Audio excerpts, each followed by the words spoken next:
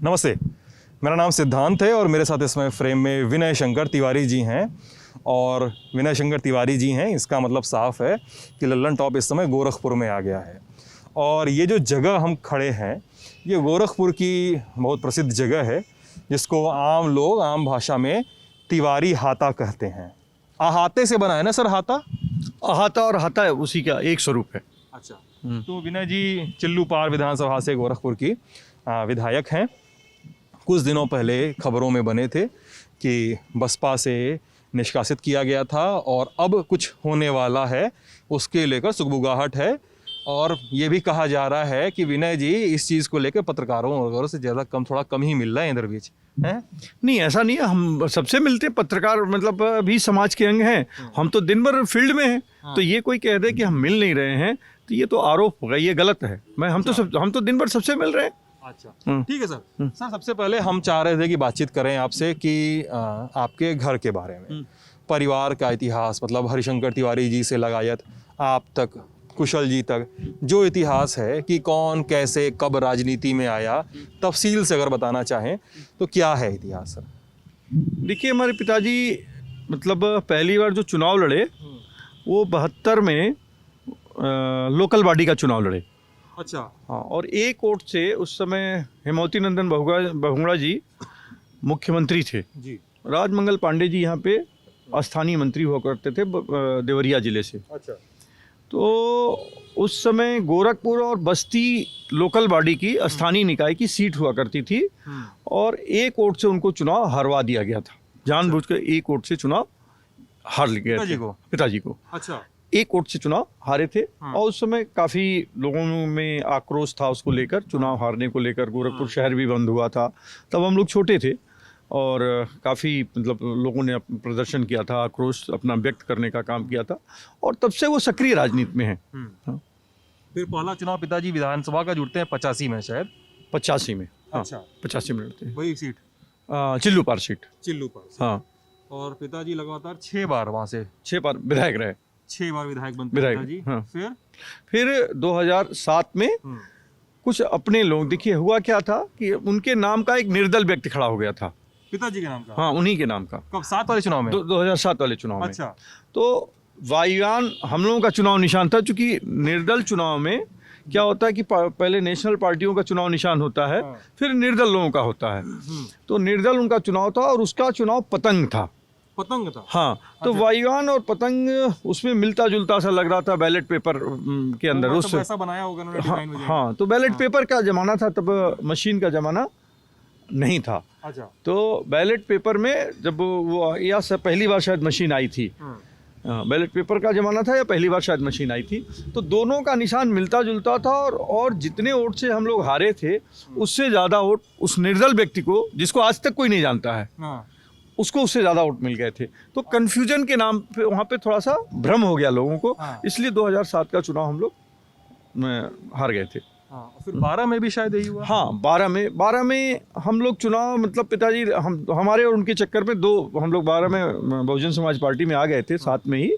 तो हम बांसी से लड़ गए थे और उनको लड़ना था नहीं लड़ना था, इस असमंजस में रहे और हम लोग समय नहीं दे पाए। अच्छा, इसलिए 12 में ऐसा हो गया।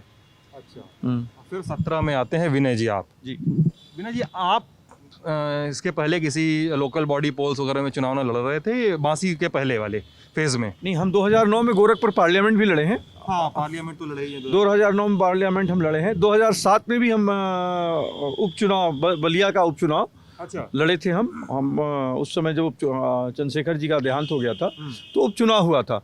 तो बहुजन समाज पार्टी से हम सबसे पहले बलिया से ही चुनाव लड़े थे। अच्छा, अच्छा, ये कुशल जी भी संत कबीर नगर से लोकसभा लड़ते रहे हैं? हाँ, 2004 लड़े हैं, फिर 2009 के उपचुनाव में वो विजयी रहे हैं, फिर 2009 के जनरल चुनाव में और 2008 के उपचुनाव में 2 बार वो विजयी रहे हैं। और इस 2019 में मात्र 17,000 वोटों से चुनाव हार गए हैं। टिकट बदला है, प्रवीण निषाद चले गए, वो वाला स्विच जो हुआ, उसमें 17,000 वोट से चुनाव लूज कर गए हैं। अच्छा, तो विनय जी, उनको तो उनका घर बाहर का नाम तो भीष्म शंकर तिवारी है। हाँ, उनको घर में ऐसे नॉर्मली लोग कुशल तिवारी कहते हैं। अब चूंकि परिवार में है, लोग जैसे बच्चे जब बड़े होते हैं, किसी के भी बच्चे बड़े होते हैं तो कई नाम रख दिए जाते हैं। आप क्या कहते हैं उनको?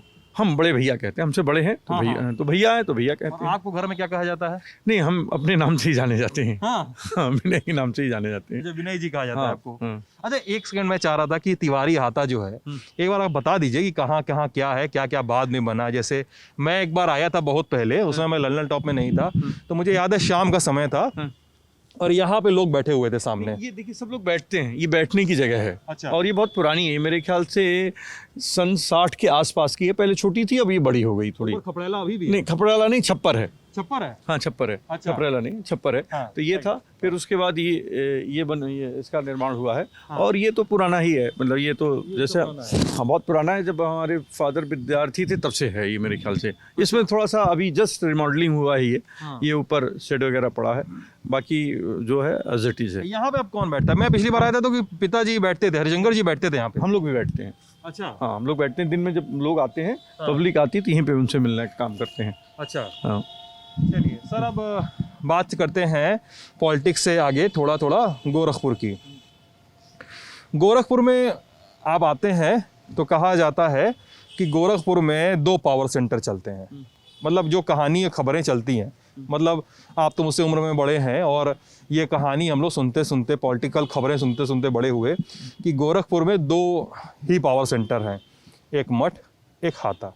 मठ का मतलब गोरक्षनाथ मंदिर, तिवारी हाता यानी मतलब हाता। और इन दोनों जगहों में एक लगातार टसल है। कहा जो जाता था एक लंबे समय तक, मठ ठाकुरों का वर्चस्व का गढ़ था, तिवारी हाता ब्राह्मणों के वर्चस्व का गढ़ था। क्या कितनी कहानी में सच्चाई है सर? मतलब क्या क्या क्यों ये कहानी निकली, ये सब बातें क्यों हुई? देखिए कहानी क्यों निकली, देखिए एक लोगों की जो बातें होती हैं, पब्लिक की तो कुछ चीज़ें अपने आप बन जाती हैं। और जहाँ तक पावर सेंटर की बात है तो ऐसा पावर सेंटर जैसी बात नहीं है, लोगों को यहाँ से सहायता मिली है। अच्छा। लोग जो भी आते थे, तो जो भी कहीं से आता था उसके लिए ये नहीं पूछा जाता कि भाई आप कहाँ से आए हो। तो उसको सहयोग जो भी, चाहे वो स्वास्थ्य की दृष्टिकोण से हो या सामाजिक दृष्टिकोण से हो, उसको सहयोग किया जाता था। तो अब सहयोग को आप जो भी नाम आप दे दें, तो सहयोग ही करना हम लोगों का काम रहा है और बराबर ऐसा हम लोग करते रहे हैं, जो पहले भी था और अब भी हो रहा है। तो ये गोरखपुर में भी है कि नहीं? ये मतलब ये पावर सेंटर है कि नहीं, बताइए तिवारी हाता। पावर सेंटर का आपका परिभाषा क्या है? अब पावर सेंटर की परिभाषा हमें पहले मालूम हो कि पावर सेंटर आप किसको कहेंगे। अच्छा, पावर सेंटर, राजनीति का पावर सेंटर सर। आप मतलब आप भी इतने मजे हुए खिलाड़ी हैं, घर ही पूरा राजनीति में है। पावर सेंटर का मतलब जिस जगह की राजनीतिक पार्टियों को जरूरत है, पावर सेंटर उसको कहते हैं। देखिए पावर सेंटर तो हमारे पास जनता का प्यार है। जैसे जो लोग जब आते हैं, हम उनके साथ खड़े रहते हैं तो निश्चित रूप से हमारे सहयोग में वो खड़े होते हैं। तो जब कोई भी व्यक्ति हम जिसके सहयोग में है, ये सामान्य सी बात है कि अगर हम आपके सहयोग में हैं तो आप हमारे सहयोग में रहोगे। तो ये एक लंबे समय से हमारी परंपरा रही कि हम लोगों का, आम लोगों का, जो ऐसे लोग थे जिनके खिलाफ किसी तरह की बात होती तो उसकी आवाज़ को हम लोग उठाते रहे हैं और उसका सहयोग करते रहे हैं। अच्छा, ये आपसे एक सवाल जो लोग मुझसे बार बार बोल रहे थे, जब मैं ये बोल रहा था कि मैं विनय जी के इंटरव्यू के लिए ट्राई कर रहा हूँ और बातचीत की जाएगी, तो लोग पूछते हैं कि आप लोगों की, आपकी या कुशल जी की, पिताजी तो मान लीजिए अब थोड़ा सा वृद्ध हो गए हैं, ये पूछा जाता है कि आखिरी मुलाकात मुख्यमंत्री जी से, मौजूदा मुख्यमंत्री जी से कब हुई थी? कभी हुई भी कि नहीं? नहीं, कभी नहीं हुई। कभी नहीं हुई। एक बार भी नहीं? एक बार भी नहीं। विधानसभा वगैरह में? अब विधानसभा में वो सत्ता पक्ष में बैठते, मैं विपक्ष में बैठता हूँ, तो वो हमको देख लेते होंगे, हम उनको देख लेते हैं। मुलाकात के तौर पे हमारी उनकी कभी मुलाकात नहीं हुई। कभी नहीं हुई? कभी नहीं हुई। अच्छा, अब यहाँ पे जब योगी मुख्यमंत्री बने थे 17 में, और एक घटना, और ये घटना बहुत भयानक फ्लैश हुई थी, आपको भी पता होगी। मतलब हम लोगों को तो बनारस में थे हम लोग, या मैं दिल्ली में था या बनारस में था, मुझे याद भी नहीं है। और मुझे पता चला कि यार छापा पड़ा तिवारी हाता पे, रेड पड़ी। और वो घटना ऐसी थी कि लोगों को लगा कि अब ये लड़ाई, जो जिस पावर सेंटर की मैं बात कर रहा हूँ, ये लड़ाई पर्सनल हो गई। लोगों को लगा क्या हुआ था सर? ऐसा कुछ क्या हुआ था? मतलब देखिए ये पर्सनल, ये पूरी जनता ने महसूस किया। अच्छा। अगर अनावश्यक रूप से आप हमारी घर को सर्च करोगे, कोई बात हो, कोई आधार हो, तब तो होना चाहिए। तो ये पूरी जनता ने महसूस किया और इसका प्रतिकार किया। गोरखपुर के लोगों ने, आसपास के जिले के लोगों ने इस बात का प्रतिकार किया कि भाई ये गलत हो रहा है। तो जब सरकार या कोई मुखिया किसी चीज़ को गलत करता है तो उसका प्रतिकार लोगों ने किया और लोगों ने महसूस भी किया। जैसे आप कह रहे हैं मैं बनारस में था, तो जब आप बनारस में थे तो आपको वहाँ का यहाँ के प्रतिकार हुआ तभी तो मालूम हुआ। और मुझे प्रतिकार नहीं, मुझे तो मैं तो घटना पे अचंभा महसूस कर रहा था। नहीं, तो ये घटना जब घटी तो इसका मतलब घटना गलत थी। अगर घटना सही होती ना कोई, तो उसका प्रतिकार पब्लिक नहीं करती। आप उसमें थे सर? यहाँ हाँ, मैं बैठा हुआ था यहाँ पे। यहीं पे थे? हाँ, यहीं पे था। पुलिस आई? हाँ, आई। कितनी फोर्स आई थी? मेरे ख्याल से पूरे गोरखपुर जिले की पुलिस रही होगी उस दिन। हाँ। और क्या आरोप लेकर आए थे वो लोग? वो उन्होंने कहा मैं किसी सोनू पाठक नाम के व्यक्ति को ढूंढ रहा हूँ। हमने सोनू पाठक? अच्छा। जो कि बाद में मुझे पता चला कि वो बलिया के जेल में है वो व्यक्ति। 3 महीने से 98 लाख की लूट वगैरह कोई मामला था पेट्रोल पंप पे शायद। वो तो मुझे मालूम नहीं था, लेकिन वो ये पता चला कि 3 महीने पहले वो बलिया की जेल में 3 महीने से, और उसके नाम पे आप हमको ढूंढ रहे हो। हाँ। और यहाँ ढूंढ, हमने कहा जो बलिया का रहने वाला हमारे पास क्या करेगा। अच्छा। और क्या कहते हैं 3 महीने से कम जिसका नाम आप ले रहे हो, तो सरकार के पास तो ये जानकारी होनी चाहिए वो व्यक्ति है कहाँ। अगर 3 महीने से जेल में है तो कहाँ से आ जाएगा। और सरकार बनने के ये कुछ दिन बाद की ही घटना हो गई थी। ये सरकार बनने के मतलब मुश्किल से 2-3 हफ्ते पहले बीच की घटना थी। इसी तरह का और ये मुझे सुनाई देता है, जैसा आप लोगों ने आरोप भी लगाया था, कि पुलिस के पास कोई वारंट नहीं था शायद। कुछ नहीं था, कोई वारंट पेपर नहीं था। मैंने उनसे मांगा तो उन्होंने कहा हम उनको बस खोजने आए हैं। और ये बात विधानसभा में भी कही गई है संसदीय कार्य मंत्री के द्वारा। हाँ, ये इसको लेकर आप लोग काफी प्रोटेस्ट मार्च गोरखपुर में निकाले। प्रोटेस्ट मार्च गोरखपुर में भी निकाले थे, विधानसभा में भी हम हमारी पार्टी ने और वर्तमान पार्टी ने भी चीज़ों को उठाने का काम किया था। अच्छा। अब थोड़ा सा पीछे चलते हैं, गोरखपुर यूनिवर्सिटी। मैं आपसे एक सवाल पूछूंगा कि आप क्या टीवी देखते हैं? आपको शायद अटपटा लगे, लेकिन पूछ भी लेता हूँ। टीवी या OTT या मोबाइल, नेटफ्लिक्स, ये सब टाइप का जो आता है सब। देखिए, इस पे तो हमारी रुचि नहीं है, लेकिन चूँकि रुचि का मतलब हम लोग सुबह से शाम तक कहीं ना कहीं व्यस्त रहते हैं। सुबह लोग आ जाते हैं, फिर क्षेत्र में जाना होता है, और भी अपने काम होते हैं, खेती बाड़ी का काम होता है, कुछ व्यवसाय का भी काम होता है, तो इतना समय तो नहीं होता है। लेकिन हाँ, खबरें हम लोग देखते हैं, खबरें देखते हैं। एक सीरीज आई थी, उसकी खबर आप लोगों को मिली थी? रंगबाज नाम की एक सीरीज आई सुनने में आया था, कई लोगों ने, जैसे आपने जिक्र किया था अभी, तो उसी तरह से जिक्र आया था, लेकिन वो बेबुनियाद है, उसका कोई मतलब नहीं है। सर, हम तो सवाल ही नहीं पूछे, पूछ लेने तो दीजिए। वो बेबुनियाद बात है। नहीं, आपने बात कह ली तो आपका सवाल हो गया। आपने कह दिया ना कि रंगबाज आई थी, तो आपका इशारा तो वही है। मैंने आपको इशारा समझ में आ गया। मेरे दर्शक जो इंटरव्यू पहली बार देख रहे हैं उनको तो भी पता चले। रंगबाज एक सीरीज आई थी। वो सीरीज की शुरुआत होती है गोरखपुर यूनिवर्सिटी से होती है ना गौरव? गोरखपुर यूनिवर्सिटी से होती है। उसमें 2 गुट होते हैं और उसमें एक बड़ा क्लासिकल सा सीन है। उसमें एक आदमी है बड़ा गठीले से बदन का, और उसका नाम क्या है? हरिशंकर तिवारी उनका नाम बताया गया है। और सामने से एक व्यक्ति आता है जिनका नाम वीरेंद्र प्रताप शाही है, और दोनों के बीच में भयानक लड़ाई होती है गोरखपुर यूनिवर्सिटी में। ऐसा मिलता जुलता नाम रमाशंकर तिवारी। हाँ, सॉरी, मुझे माफ़ करिएगा, रमाशंकर तिवारी नाम लिया गया था, और धीरेन्द्र शाही या ऐसे ही कुछ करके नाम था, और लड़ाई होती है, मारपीट। और फिर वहाँ से एक पावर सेंटर का जिसकी बात मैं शुरुआत से कर रहा हूँ, एक जन्म लेता है। फिर एक व्यक्ति आता है जिसका नाम है श्री प्रकाश शुक्ला, जो इस ज़िले का ही नहीं, इस पूरे सूबे का, खासकर पूरे यूपी का एक बड़ा गुंडा माना जाता है। इसके बारे में कहा जाता है उसने CM तक को मारने की सुपारी ली थी। कल्याण सिंह थे उस समय CM, और फिर STF गठित होती है कल्याण सिंह की अध्यक्षता में, और STF उसको मार गिराती है श्री प्रकाश शुक्ला को। तो ये रंगबाज की मतलब का लब्बो लुआब मैंने बता दिया। अब इसके बारे में आप बता रहे हैं कि आपको ऐसा मतलब कोई देखिए, उसके मैंने तथ्य हैं, हमारे कहने से केवल आप नहीं जाओगे। एक तथ्य है, तथ्य ये है कि वीरेंद्र प्रताप शाही शायद कभी विश्वविद्यालय में पढ़े नहीं हैं। अच्छा। तो जब विश्वविद्यालय में कोई जो व्यक्ति गया ही नहीं, जहाँ तक मेरी जानकारी है, वो विश्वविद्यालय में गए ही नहीं, और दोनों लोगों की उम्र में अंतर है। मेरे ख्याल से जब ये विश्वविद्यालय छोड़ दिए होंगे तो शायद पढ़ने आए होंगे। तो उस समय तो उनका अस्तित्व भी नहीं था, जिसका नाम आप ले रहे हो उस और अब तो इस दुनिया में भी नहीं है। तो उनका अस्तित्व ही नहीं था, तो कैसे ये घटना घट सकती है? अच्छा। उस समय तो उनका अस्तित्व ही नहीं था, और वो विश्वविद्यालय कभी गए हैं।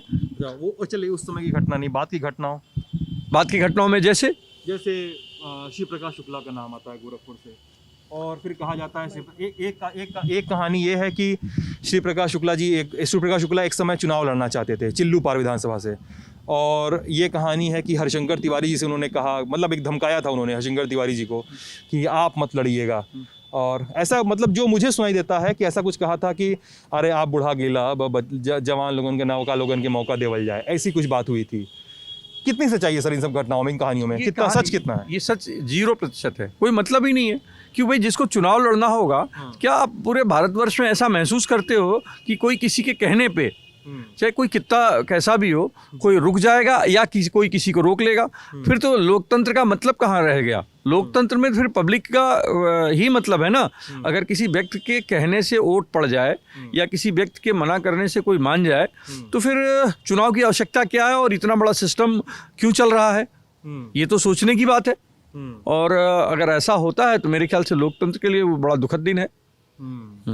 अच्छा सर, अब शिव प्रकाश शुक्ला वाली बातचीत तो हो गई, और फिर आपके परिवार में तमाम चीज़ें हैं। अब जैसे अब बसपा से आप बाहर आए हैं और अब ये कहा जा रहा है कि ब्राह्मण वोट जो हैं यूपी में, वो आपके परिवार से बसपा से टूटने पे आप जहाँ भी जाएंगे, जिसके एक अंडरटोन की खबरें हर जगह चल भी रही हैं कि कहाँ जाने वाले हैं, इसकी जो सुगबुगाहट है, वो वोट बैंक का गणित बड़ा गड़बड़ा सकता है।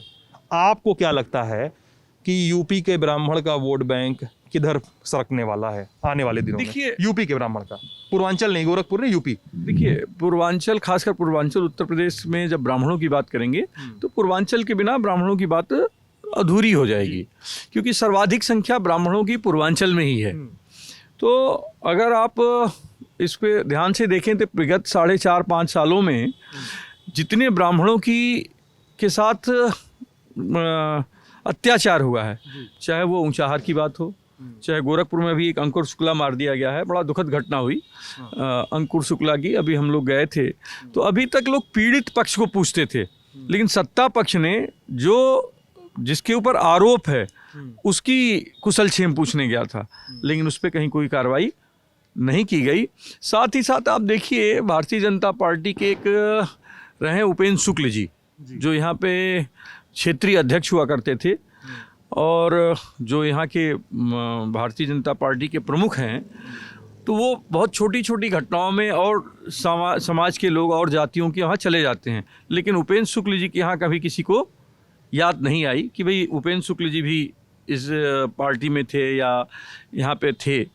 अभी इसी तरह से बीआरडी मेडिकल कॉलेज की एक घटना है राजीव मिश्रा की। राजीव मिश्रा यहाँ प्राचार्य थे जी। अभी जब इंसेफ्लाइटिस है और उसकी बात आई तो अनावश्यक उसको जेल में डाला गया, उनकी पत्नी को जेल में डाला गया। तो इस तरह से ब्राह्मणों के साथ उत्तर प्रदेश में विगत 4.5-5 सालों में अत्याचार तो बहुत हुए हैं। तो निश्चित रूप से ब्राह्मण जब भी मौका मिलेगा तो उस अत्याचार का बदला अपने वोट के द्वारा जरूर लेगा। सर, अत्याचार का वोट का बदला लेगा, लेकिन अभी आप ये नहीं क्लियर बता रहे हैं कि वोट का बदला किधर जाकर लेगा। देखिए, कोई वोट ये एक सीक्रेट चीज है तो वोट को कोई ऐसा ओपन चीज नहीं है। वो मतलब बैलेट है, बंद है। तो बैलेट ये तो जब सरकार बनेगी तब आपको मालूम होगा कि वो कहाँ गया। और अभी तक इतिहास है उत्तर प्रदेश का कि ब्राह्मण जिधर गया सरकार उसी की बनी है। अच्छा, उत्तर प्रदेश का इतिहास है कि उत्तर प्रदेश में ब्राह्मण जिस दल के साथ रहा है, आप उठाकर देखें, उस दल की सरकार बनी है। और ब्राह्मण जिस दल के साथ जाएगा उसी की ही सरकार बनेगी। 17 में ब्राह्मण योगी जी की तरफ गए थे, नहीं देखिए की तरफ गए थे, बीजेपी की तरफ। देखिए, तब तो उनका चेहरा ही नहीं था। 17 में तो उनका, वो बाद में आए थे, वो तो चेहरा ही नहीं था। तो बीजेपी तरफ गए थे ब्राह्मण, बिल्कुल गए, बिल्कुल खुल के गए थे। अगर ब्राह्मण गया नहीं होता तो मेरे ख्याल से भारतीय जनता पार्टी की इतनी बड़ी जीत नहीं हुई होती। अच्छा सर, थोड़ा सा पीछे चलते हैं। एक कांग्रेस के दिग्गज नेता वीर बहादुर सिंह थे, और कहा जाता है आपके पिताजी ने चिल्लू पार का चुनाव जो जेल में रहते हुए जीता था और रासुका पिताजी पे लगी थी, वो वीर बहादुर सिंह ने लगवाई थी। ये कहा जाता है कि उनका बड़ा हाथ था इस पे। क्या कहानी है सर? देखिए, इतिहास है और राजनीति में आरोप और प्रत्यारोप होते रहते हैं, और एक लंबे समय की बात है वो। तो अब क्या बात थी क्या नहीं थी, वो तात्कालिक घटना थी। और अगर कोई चीज़ जनता ने हमको सही माना तभी चुनाव जिताया।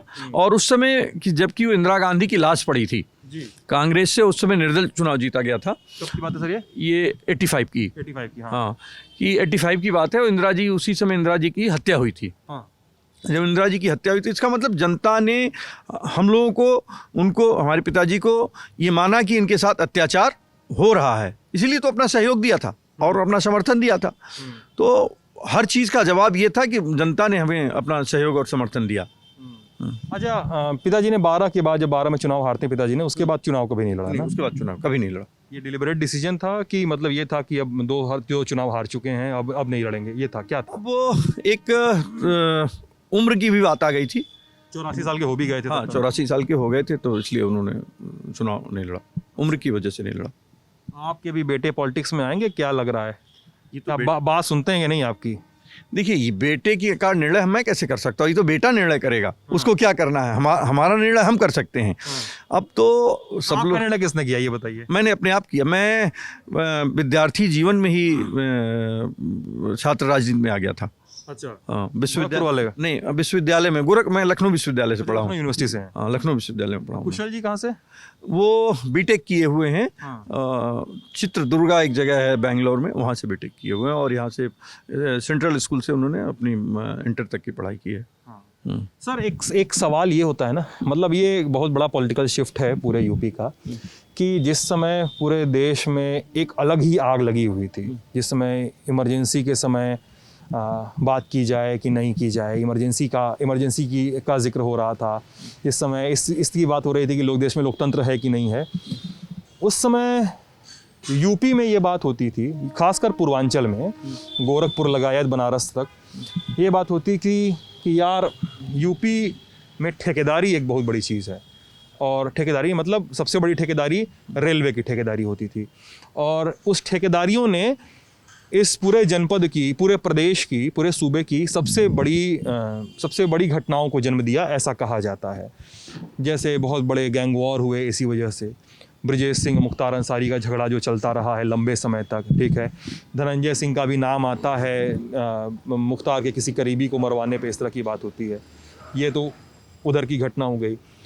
इधर आइए तो मटनू सिंह गैंग, ये गैंग, वो गैंग, तमाम चीज़ें, और बार बार तिवारी जी का परिवार का नाम आता है, शाही जी के परिवार का नाम आता है। पूर्वांचल में आ जाइए तो ब्रजेश सिंह का परिवार आता है, खाटी पूर्वांचल में, तो और नीचे उतर जाइए तो ये सब सर क्यों इतना ज़्यादा क्यों बज़ बना सर तमाम जगहों पे? देखिए, पहली बात तो किसी के परिवार का जो नाम आ रहा है, आप जो नाम बता रहे हैं जी सर, तो जो ठेकेदारी है, तो ठेकेदारी जो लोग करते होंगे, भाई अगर हमारे परिवार के लोग ठेकेदारी करेंगे तो नाम आएगा। यदि हम ठेकेदारी करते ही नहीं है और हमारा नाम आ रहा है, तो इसका मतलब भी कहीं ना कहीं विरोधियों के द्वारा प्रायोजित है या सरकार के द्वारा प्रायोजित है। क्या हिंसा या आरोप? आरोप जो है वो प्रायोजित है। हिंसा तो सरकार के द्वारा क्या प्रायोजित होगी, वो तो अब होने लगी है कहीं कहीं, कि अभी पुलिस ने यहाँ पे मनीष गुप्ता को मार दिया, अभी यहीं पे मनीष गुप्ता कांड, कानपुर के व्यापारी जो वाली बात। तो अब तो सरकार के द्वारा भी इस तरह की घटनाएं होने लगी। लेकिन जब कोई भी वो कार्य करेगा तब तो आएगा। अगर वो व्यक्ति, अगर आप जैसे पत्रकार हैं, एंकर हैं, अगर आप एंकरिंग नहीं करेंगे या आपके से संबंधित कोई एंकरिंग नहीं कर रहा है, तो आपको वो बात कैसे कही जाएगी? अच्छा, ठीक है। आप गोरखपुर के एक डीएम थे, क्या नाम था गौरव? सूरत नारायण मणि त्रिपाठी। सूरत नारायण मणि त्रिपाठी। उनका काफ़ी सहयोग मिलता है, क्या कहानी है सर? देखिए, जब वो गोरखपुर के डीएम थे, बात है? ये अर्ली 60 की बात है। अर्ली 60s की? अर्ली 60 की बात है। अच्छा। क्योंकि जब गोरखपुर विश्वविद्यालय बन रहा था, हाँ, तो उसमें मठ के महंत थे दिग्विजय नाथ जी। अच्छा, अवैधनाथ जी के गुरु। अवैधनाथ जी के गुरु दिग्विजय नाथ जी महंत थे। और उस समय ही एक तरह से अगर देखा जाए तो जो मठ और विश्वविद्यालय, ये दोनों आमने सामने, वो चाहते थे। दिग्विजय नाथ जी चूँकि राजस्थान से आए हुए थे, इस मठ में पहली बार कोई राजपूत यहाँ का महंत हुआ था। उसके पहले पिछड़ों की ये मठ नाथ संप्रदाय का मठ रहा है। नाथ संप्रदाय और सनातन में थोड़ा भेद होगा, अगर आप देखोगे ना, नाथ संप्रदाय और सनातन में भेद है। क्योंकि सनातन धर्म से नाथ संप्रदाय निकला हुआ है। और एक आज देखिए, जो नाथ संप्रदाय के लोग हैं, आज भी वो जो सनातन धर्म में जैसे 2-3 चीज़ें बड़ी प्रमुख होती हैं, जो आप भी जानते हो, हम भी जानते हैं, सभी लोग सनातनी ही होते हैं सामान्य रूप से, कि जैसे कि वो तिलक लगाते हैं जी, सनातन धर्म मानने वाला, यज्ञोपवीत पहनते हैं, और क्या कहते हैं, शिखा रखते हैं। अगर कोई पूजा का काम करते हैं तो आप पहले अपने शिखा को पूज करते हैं, उसका आवाहन करते हैं, सूत्र का आवाहन करते हैं, तिलक लगाते हैं। नाथ संप्रदाय तीनों चीज़ों से दूर रहता है जी। अगर आप देखिए नाथ संप्रदाय में तीनों चीज़ों का उपयोग नहीं होता है। तो जो भी उस समय ये बात होती है कि भाई धर्म की या जाति की, तो ये दोनों भाई नाथ संप्रदाय का व्यक्ति सनातन व्यक्ति नहीं हो सकता है। और जो बात हो रही है आज मठ की, तो मठ अगर नाथ संप्रदाय का है तो उसमें राम सनातनी है, नाथ के नहीं है। तो आज जो बातें हो रही हैं अपने आप में भ्रम की तरफ ले जाने वाली हो रही हैं। अच्छा, तो नाथ संप्रदाय की बात कर रहे हैं आप, और बड़ा सटल किस्म का इशारा है आपका। अभी नाथ संप्रदाय से ताल्लुक़ रखते हैं योगी जी, आदित्यनाथ जी। क्या सनातनी है, मानते हैं कि उनको नहीं आप? नहीं, सनातनी कैसे हो सकता? नाथ संप्रदाय के व्यक्ति कैसे सनातनी हो सकता? जो सिखा नहीं रखेगा, जो सूत्र नहीं पहनेगा, वो कैसे सनातनी हो सकता है? नाथ संप्रदाय अलग है। नाथ संप्रदाय अगर इतिहास में देखें तो एक तरह से बौद्ध और उसके बीच का एक की चीज़ है। अच्छा, हाँ, वो नाथ संप्रदाय सनातनी नहीं हो सकता है, ये तो संभव ही नहीं है। सनातन धर्म तो अलग है। अच्छा, अब एक सवाल लोग पूछते हैं हमसे बार बार में, हम लोग कई लोगों से मिले, मैंने कई लोगों का इंटरव्यू किया। अभी हाल में ही सुल्तानपुर में एक दो भाई हैं जिनका नाम सोनू मोनू है, हाँ, तो उनका भी मैंने लंबा इंटरव्यू किया। तो मैंने एक सवाल उनसे पूछा था, राजनीति में है, और राजनीति में है तो कोर्ट कचहरी FIR होता रहता है। परिवार पर ये लोग पूछते हैं कई बार, मार्केट में हम लोग आज गपशप कर रहे थे तो लोगों से बातचीत की रामगढ़ ताल के आसपास, तो बोले भैया शर्त लगा लीजिए, तिवारी हाथा पे इतना मुकदमा लाद दिया गया है। तो कोई बोला नहीं इतना मुकदमा लाद दिया गया है, और कई सारे मुद्दों में, कई सारे मामलों में बरी हूँ। कितने मामले रहे? देखिए, इस समय कोई मामला नहीं, सभी मामलों में न्यायालय से सब लोग बरी हैं। एक भी मामला ऐसा नहीं है कि जो किसी में न्यायालय ने दोषमुक्त पाया है और या पेंडिंग हो। पूरे परिवार की बात कर रहे हैं? हाँ, पूरे परिवार की बात कर रहे हैं। हाँ, कोई भी मामला हो जो कि पेंडिंग हो, अभी अच्छा, कोई पेंडेंसी नहीं है। मतलब आदरणीय उच्च न्यायालय ने हम सबको जो भी कोई रहा है उसको दोषमुक्त से दिया है।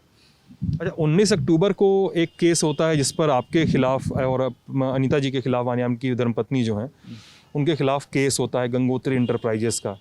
कहा जाता है, आरोप लगाए जाते हैं कि 7.25 करोड़ के आसपास का लोन ऐसा कुछ हुआ है बैंक ऑफ इंडिया का। क्या थे आरोप सर? देखिए, आरोप जो सरकार लगा रही है, तो सरकार का एक मतलब छापे ही पड़े थे ना? हाँ, पड़े थे। तो सरकार का विद्वेषपूर्ण रवैया था वो, और जबकि व्यवसाय का एक मामला है, और जो हमारी कंपनी है उसको उससे ज़्यादा सरकार से लेना है। ठीक है, पैसा सरकार की देनदारी बन रही है कंपनी। हाँ, कंपनी, हाँ, सरकार की देनदारी बन रही, कंपनी को लेना है सरकार से। हाँ, समझ गया। तो जब उसका भुगतान होगा तभी तो बैंक का पेमेंट होगा। हाँ, तो भुगतान हुआ नहीं, तो बैंक के पेमेंट खड़े हैं। तो जिस दिन भुगतान हो जाएगा बैंक के पेमेंट खत्म हो जाएंगे। क्या सीन लगता है, मतलब आपको क्यों लगता है, ये बात तो चर्चा का विषय है, लेकिन आपको क्यों लगता है कि बसपा से आप लोगों को बाहर का रास्ता दिखाया गया परिवार को? क्यों आपको नहीं, लगता हम है? लोगों ने ही छोड़ दिया, बाहर का रास्ता जैसी बात नहीं है। अगर हम वहाँ जहाँ पे मतलब कुछ हो ना, अब तो बस हमारा एक समाज के लिए हम कुछ कर ना पाएँ, अपनी बात ना कह पाएँ, या जो लोग जिन बातों को लेकर आए थे, खासकर ब्राह्मण समाज के लिए 2007 में या 4 में ही बात हुई थी बहुजन समाज पार्टी में, तो बहुजन समाज पार्टी में। लेकिन तब से अभी कोई वो काम तो कर नहीं रही है, तो इसलिए हमें लगा कि वहाँ काम करने लायक नहीं है। अच्छा, तो जब काम करने लायक नहीं है तो हमने उसको छोड़ने का ही फैसला ले लिया था। अच्छा, हाँ। आइए सर। तो यूपी में सरकार जो है, मौजूदा समय में सरकार कम से कम खुद तो दम ये भर ही रही है और ये प्रसार कर रही है। मतलब रामगढ़ ताल पे जाइए तो वहाँ जो बड़ी सी स्क्रीन लगी है एंट्रेंस पे, तो एंट्रेंस पे ये लिखा हुआ मिलता है, और सरकारी विज्ञापन चल रहा है जिस पे मुख्तार अंसारी व्हील चेयर पर दिखाई देते हैं, अतीक अहमद जेल के पीछे दिखाई देते हैं, और अभी आपके यहीं पे बगल में सिद्धार्थ नगर है शायद, वहाँ का एक गुंडा है जिसका नाम खान मुबारक है। तो मतलब मिला जुला के यूपी में गैंगस्टर्स के खिलाफ कार्रवाइयाँ की जा रही हैं, और इन कार्रवाइयों को, गैंगस्टर्स के खिलाफ जो कार्रवाइयाँ हो रही हैं, इन कार्रवाइयों को आप कैसे देखते हैं? तिवारी हाथा कैसे देखता है? ये बड़ा सवाल है सर। देखिए, कार्रवाइयाँ जात विशेष, धर्म विशेष पे हो रही हैं। अच्छा। और जो पर्टिकुलर जाति के लोग हैं, जैसे अभी आपने एक नाम लिया था, सोनू मोनू का नाम लिया था आपने, तो कार्रवाई वहाँ पे क्यों नहीं हो रही है? सोनू पे गैंगस्टर लगा था, सोनू जेल से छूट के आया था। जिस दिन मैंने इंटरव्यू लिया था उसके एक दिन पहले वो बेल से छूट कर आया था, गैंगस्टर एक्ट में अंदर गया था। अभी और लोग भी हैं, ढेर सारे हैं, जैसे धनंजय सिंह हैं, उनको भी आप कहते सिंह के भांजे जो हैं। जैसे, हाँ, फिर सुनील सिंह हैं, फिर यहाँ भी एक सुधीर सिंह हैं, और फिर उधर अगर आप चले जाइए तो मतलब गोंडा साइड में भी लोग हैं, मतलब ढेर सारे जगहों पे हैं लोग। तो उस जात विशेष के लोगों पे कोई कार्रवाई नहीं हो रही है, और वो लोग भी सबको, चाहे प्रतापगढ़ की बात हो या और कहीं की बात हो, तो वो लोग निश्चित रूप से घूम रहे हैं, उनका कहीं कोई समस्या नहीं है। आप सर मतलब आपने सिलेक्टिवली बताया है कि जिनके टाइटल में सिंह लगा है उनके खिलाफ कार्रवाई नहीं हो रही है। आप मतलब ये बता रहे हैं? निश्चित रूप से बता रहे हैं, आप कह सकते हो जिनके टाइटल में सिंह लगा है उनके खिलाफ कोई कार्रवाई नहीं हो रही है। क्यों नहीं हो रही है? क्यों?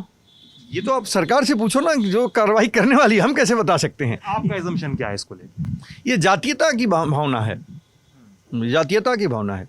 तो क्या ये बार बार योगी सरकार पे आरोप लग रहा है कि वो ठाकुर फेवरिंग है, तो क्या आरोप सही है आपके हिसाब से? 100% सही है, सही नहीं 100% सही है। आप देखिए किसी अधिकारी को कहीं से, आप देखिए जो अधिकारी यहाँ पे कहीं भी पोस्ट है, उनकी टाइटल देखिए आप, वो कौन है? क्या एक वर्ग विशेष के ही लोग खाली पाए जाते हैं किसी सर्विस में? यही आरोप लगता था अखिलेश यादव पे कि वो ज़्यादा है यादवों को भर्ती कर रहे हैं, ये ऐसा आरोप लगाए जाते थे उन पे। आज तो उससे ज़्यादा है। आज तो चाहे वो अखिलेश यादव जी पे हो, चाहे मायावती जी पे हो, या और किसी पे हो, उस पे ज़्यादा है। और बगल में है नौतनवा, और अमरमणि त्रिपाठी पूर्व मंत्री थे। हाथे से कितना जुड़ाव था उनका? अब देखिए, जो गोरखपुर में रहा है कभी न कभी हाथे में रहा है। पक्का है? अब पक्का का मतलब अधिकांश लोग रहे हैं, मतलब अगर आप कहोगे पक्का का मतलब तो अधिकांश लोग रहे हैं। अब ऐसा मतलब अगर अधिकांश लोग रहे हैं तो उनका भी आना जाना यहाँ रहा और लगे रहे हैं, यहाँ रहे हैं वो। अच्छा। हाँ। और उनके बेटे? नहीं, उनके बेटे तो अभी बहुत छोटे हैं, उन तो पैदा ही नहीं हुए होंगे तब। अमरमणि का आना जाना रहा? हाँ, अमरमणि का आना जाना रहा। अच्छा। चलिए, 12 तारीख की क्या योजना है? बड़ा हल्ला है यूपी में। 12 तारीख को हम लोग समाजवादी पार्टी को ज्वाइन करने जा रहे हैं। पक्का? डन? डन। क्योंकि अब ये हम लोग पूछ रहे थे, कोई लोग बोले कि वो बीजेपी में भी जा सकते हैं, तो एक बंदा बोला कि अरे नहीं महाराज जी नहीं ज्वाइन करवाने देंगे उनको। नहीं, ज्वाइन कर, जब हम जाएंगे नहीं तो ज्वाइन करवाने की बात ही क्या है? हम वहाँ क्यों जाएंगे? आज देखिए, आज जो सरकार लोगों के खिलाफ काम कर रही है प्रदेश में, आज देखिए चाहे किसानों की बात हो, महंगाई है, महंगाई मेरे ख्याल से इतना कभी नहीं रही है, अपने चरम पे महंगाई है, किसानों के खिलाफ काम हो रहा है। किसान 1.5 साल से 2 साल से आंदोलनरत है। जो किसान यहाँ अपने धान नहीं बेच पा रहा है, गेहूँ नहीं बेच पा रहा है, केवल प्रचार और प्रसार की बात की जा रही है, तो ऐसी सरकार के साथ क्यों हम जाएंगे, या ऐसे लोगों के साथ क्यों जाएंगे? चलिए, बस लेकिन आपने एक चीज़ नहीं बताई, मैं अभी भी कह दे रहा हूँ कि आपने ये नहीं बताया कि जो कार्रवाई हो रही है वो सही है या गलत है। जो गुंडों के और कथित रूप से अपराधियों माफियाओं के खिलाफ हो रही है कार्रवाई, वो सही गलत? मुख्तार अंसारी का मान लीजिए घर वर गिराया जा रहा है, कितना सही है? उनके घर अतीक अहमद के फ्लैट वेट गिराए जा रहे हैं इलाहाबाद लखनऊ में। किसी भी चीज़ का फैसला हम जब, इसीलिए 3 व्यवस्थाएं की गई हैं, कार्यपालिका है, विधायिका है, न्यायपालिका है। तो हम निर्णय कार्यपालिका करेगी या न्यायपालिका करेगी, इस पे हमें सोचना होगा कि अगर कार्यपालिका ही निर्णय कर ले रही है तो न्यायपालिका की आवश्यकता क्या है? क्यों न्यायपालिका को हम लोग रखे हैं? तो जो चीज़ हो रहा है तो न्यायपालिका ने क्या उसको करने के लिए कहा है? क्योंकि हमारा जो संविधान है ये कहता है कि न्यायपालिका किसी चीज़ को जब कह दे, जब अपराधी बना दे, अपराध सिद्ध हो जाए, तब उसको कार्यपालिका को कार्रवाई करनी चाहिए। तो आज तक क्या न्यायपालिका ने किसी चीज़ में ऐसा कहा है क्या? अगर ऐसा कहा है तो ठीक हो रही है, अगर ऐसा नहीं कहा है तो क्या न्यायपालिका का कार्य कार्यपालिका का नहीं है? और तो ये एक तरह से सरकार का दुरुपयोग है, इसी को सरकार का दुरुपयोग है, क्योंकि हमारे संविधान में ये बात स्पष्ट रूप से कही गई, तीनों शक्तियाँ अलग अलग होंगी, सब में अलग अलग निहित हैं। कार्यपालिका का कार्य कुछ है, न्यायपालिका का कुछ है, विधायिका का कुछ है। तो जब विधायिका किसी चीज़ को करेगी, फिर कार्यपालिका ले आएगी, न्यायपालिका ले आएगी, तभी तो कोई बात होगी। यहाँ पे तो सीधा आप कार्रवाई कर दे रहे हो, तो फिर न्यायपालिका का मतलब ख़त्म कर दो, न्यायपालिका को क्यों रखे हो? ये तो प्रश्न चिन्ह न्यायपालिका के ऊपर लोग लगा रहे हैं। मतलब विनय जी इस पूरी कार्यप्रणाली से बहुत संतुष्ट नहीं दिख रहे हैं। उनको लगता है कि मोडस ऑपरेंडी जो होना चाहिए वो नहीं है, वो फॉलो नहीं किया गया आपके हिसाब से। बिल्कुल नहीं किया गया। अच्छा, चलिए, ये बातचीत आप लोग लल्लन टॉप पे देख रहे थे। आप लोगों के क्या विचार हैं हम ज़रूर जानना चाहते हैं। वीडियो के कमेंट सेक्शन में बताइएगा। चुनाव आएगा तो चुनाव में लल्लन टॉप की टीम फिर से आएगी। विनय जी, हम फिर से परेशान करने वाले हैं आपको तब। परेशान, आपका स्वागत है इसमें, परेशान जी से कोई बात नहीं है और आपका स्वागत है। चलिए, तो अपनी राय बताइएगा कमेंट सेक्शन में। अपना ख्याल रखिएगा। शुक्रिया।